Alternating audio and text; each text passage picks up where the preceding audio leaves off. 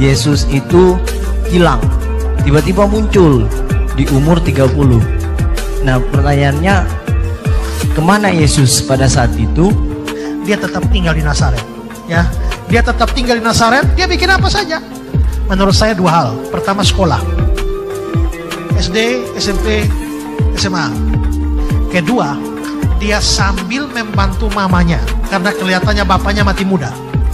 Yusuf kelihatannya mati muda, berarti Yesus ambil profesi bapaknya.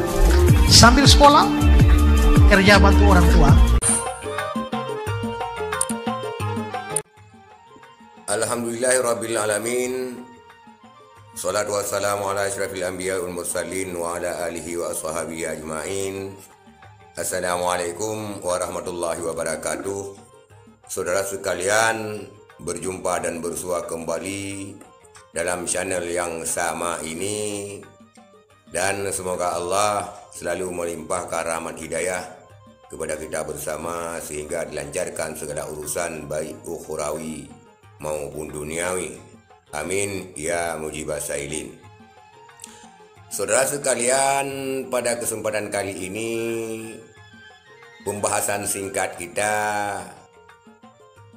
tentang sebuah video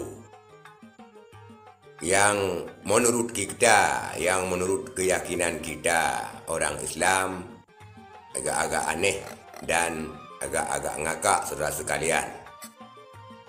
Adapun temanya yaitu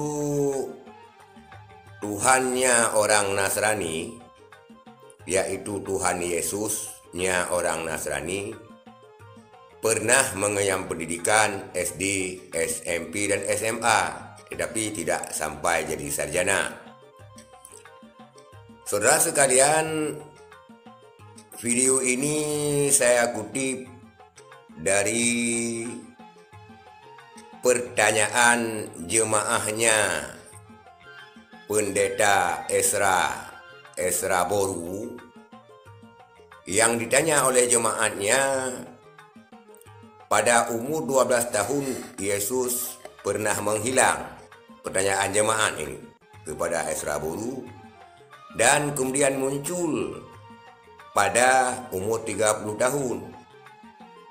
Juga jemaat itu bertanya, kemana gerangan dia pergi?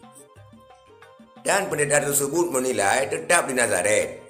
Nah, pendeta itu menjawab tetap di Nazaret. Dan feeling daripada pendeta itu, dia sekolah SD, SMP, dan SMA. Saudara sekalian, ini videonya kita ulang kembali. Tetap tinggal di Nazaret. Dia bikin apa saja. Menurut saya dua hal. Pertama, sekolah, SD, SMP, SMA. Itulah videonya, saudara-saudara sekalian, yang jawaban daripada pendeta tersebut bikin kita terheran-heran dan tersangak-sangak. Apa iya atau tidak seorang Tuhan yang dianggap oleh orang Nasrani sekolah SD, SMP, SMA dan membantu orang tuanya sebelum dia muncul kembali.